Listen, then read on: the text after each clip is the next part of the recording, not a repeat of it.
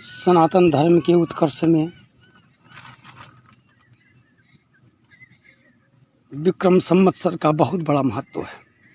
लेकिन विडंबना है कि महाराजा विक्रमादित्य नाम का कोई राजा हमारे इतिहास में है ही नहीं। तो फिर विक्रम संवत्सर कहाँ से आया? और अगर विक्रम संवत्सर है तो फिर राजा विक्रम का इतिहास क्यों नहीं? बस इतनी छोटी सी बात आपके सामने कहना चाहता हूँ कि भगवान कल्कि का जन्म 1666 में हो चुका है। उनके द्वारा बताया हुआ एक धर्म समाज में स्थापित है। वो जानते हैं कि भगवान कल्कि का जन्म हो चुका है, और उन कल्कि भक्तों से जो जानते हैं कि भगवान कल्कि का जन्म 1666 में हो चुका है, उन्होंने धर्म की रक्षा के लिए अनेकों युद्ध लड़े, मलेच्छों का संहार किया, लेकिन वो चुपचाप क्यों बैठे हैं? जैसे बुद्ध को 9वां अवतार नहीं मान पाए, वैसे भगवान कल्कि को 10वां अवतार नहीं मान पाए। चंद लोग जो उन्हें भगवान मान पाए वो आज उनकी पूजा कर रहे हैं। उनसे मैं कहना चाहता हूँ कि अपने उन इष्ट को दिए हुए वचनों को याद करो, जो तुमने भगवान कल्कि को दिए थे वचन कि हम आने वाली परंपरा में सदैव उन वचनों में कायम रहेंगे। लेकिन आज भगवान कल्कि के बताए हुए मार्ग में रहने वाले लोग, कल्कि भक्त कहलाने वाले लोग, एक पूरा प्रांत बसा है उनके नाम का, वो ये बात को जान जाएंगे कि मैं क्या कह रहा हूँ। और 1666 में पैदा हुए भगवान कल्कि ने ही मलेच्छों का संहार किया है। लेकिन जब बुद्ध का इतिहास नहीं सच्चा तो भगवान कल्कि का इतिहास कहाँ से आएगा? भगवान कल्कि के इतिहास को छोड़ो। हिंदू सनातन धर्म में पंचांग और संवत्सर के अंतर्गत सबसे बड़ा इतिहास क्या है? विक्रम का, विक्रम संवत्सर का बहुत बड़ा स्थान है, बहुत बड़ा योगदान है विक्रम संवत्सर का हमारे सनातन की कालगणना में। लेकिन आज अगर इतिहास में देखा जाए तो कोई विक्रम नाम का राजा ही नहीं था।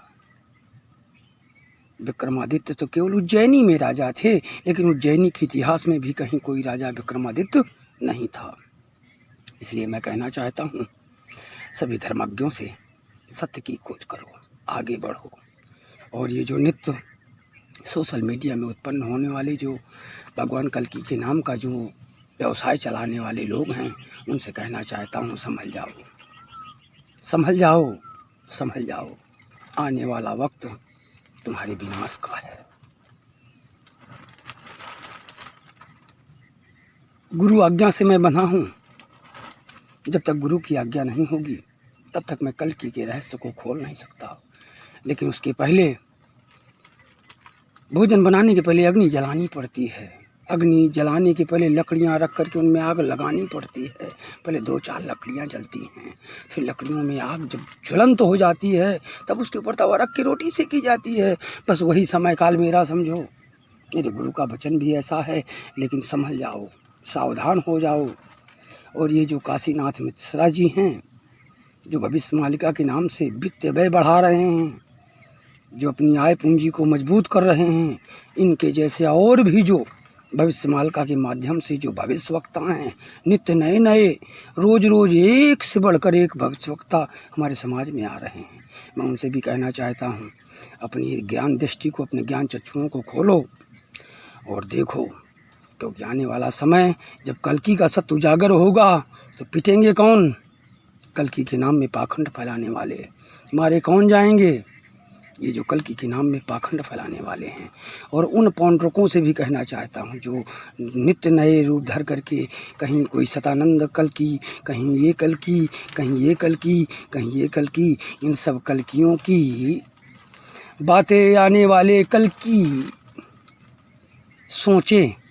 ये कल्कि को छोड़ें और अपने आने वाली कल की सोचें, क्योंकि इनका आने वाला कल इनके लिए बहुत बुरा है।